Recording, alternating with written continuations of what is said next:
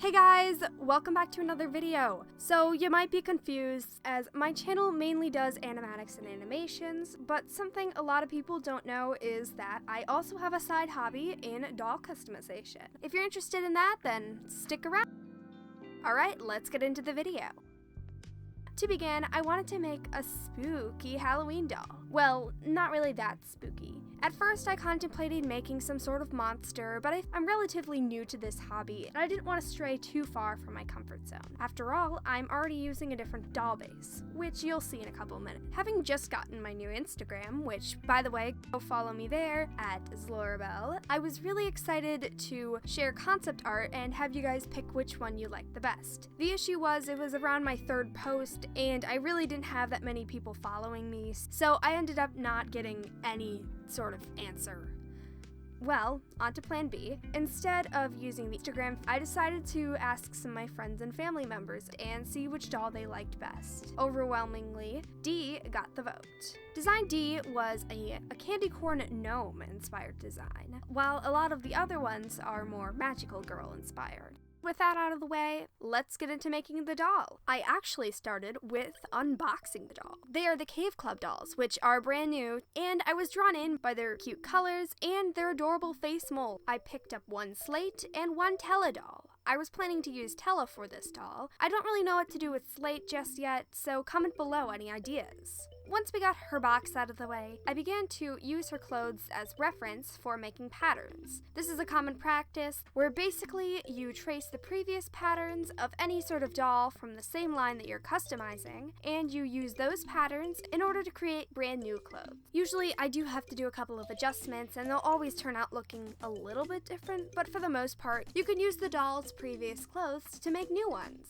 From there, I started with making the outfit. Our sweet candy corn gnome girl is going to be needing a candy corn skirt and a white top with that. I ended up turning it into one dress later. I also sewed ruffles to the bottom of the dress, just to add a little more pizzazz to it. Once the dress was done, instead of hemming the top, I decided to use fray check, which is a great material for if you're making small clothes, because it stops the fabric from fraying. Once I finished the dress, I made another pattern and completed an apron, which I later had to snip off a good chunk of it because it was just too long. The white fabric I chose is probably familiar if you've seen my cute witch girl outfit, as she is the same sparkly white fabric used. I used some felt and I cut it into a circle before cutting a piece out of it. From there, I could easily shape it into a cone. Then I hot glued the cone in place and I trimmed off any rough parts along the bottom. With the outfit done, let's get to work on the doll. So I began with chopping off her beautiful blue hair, which I did do offhand as I really wanted to save it. I was careful to chop it off along the roots, and I put it away in a plastic bag. I also decided to leave some of the front bangs that were purple, as I was planning to use purple hair on this particular. However, I ended up chopping it off later just because I thought it looked bad. Once I removed the head of the doll, I got to work on scraping out the remaining stubble. After removing the face with acetone and pulling out the remaining stubble through the head, I then began my yarn reroute. Using a homemade reroute tool consisting of an old X-Acto handle and cut needle, I started to root the head. This is the first time I've ever rerouted a doll's hair. I did this off camera just to make sure that it looked okay. Rather than going with the same purple as I did last time with my cute witch girl, I went out and bought some mulberry colored hair.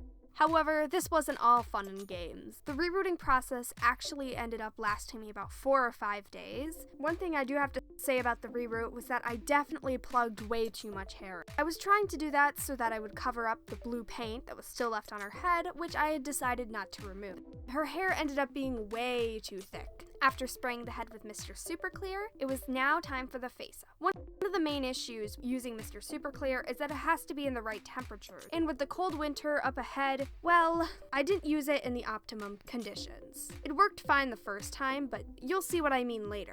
Also, this blushing you see here, it was completely unnecessary. One of the downsides also of Mr. Super Clear is that whenever your doll has a darker skin tone, the blushing will fade away. I don't know why this happens. I've heard of this issue multiple times in other videos, so I'll reiterate what everyone else says. If you're going to blush your doll with the darker complexion, you're gonna have to go really dark, and even then, it might not even show up.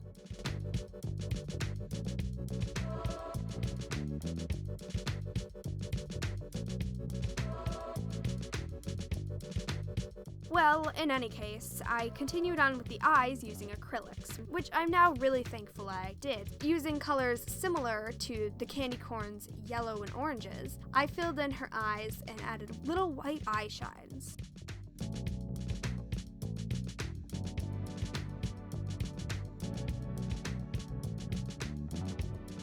Once I sprayed her again, as you can see, the blushing is completely gone. The doll and her outfit done, all there was for me to do was to put it all together. You may be wondering why there's a couple different things that have been added to her. I added a couple little details here and there, like little buttons to her shirt and beaded pigtails. Overall, I'm really proud of this doll, and I feel like she has a lot more character than any of my previous dolls have. Though I also mainly put that on the Cave Club dolls. I really like their sculpt. The Cave Club dolls, I really like them, mostly because they're articulated and they're quite small, so they don't fill up too much room. Compared to the Monster High dolls, they more suit my art style. Also, it was quite difficult to find these two, as all of my local stores have been sold out of them. I'm guessing Cave Club dolls are definitely a new hit. Will they become the new Monster High? Only time will tell. Also, I have a name for this doll. Her name is Candace.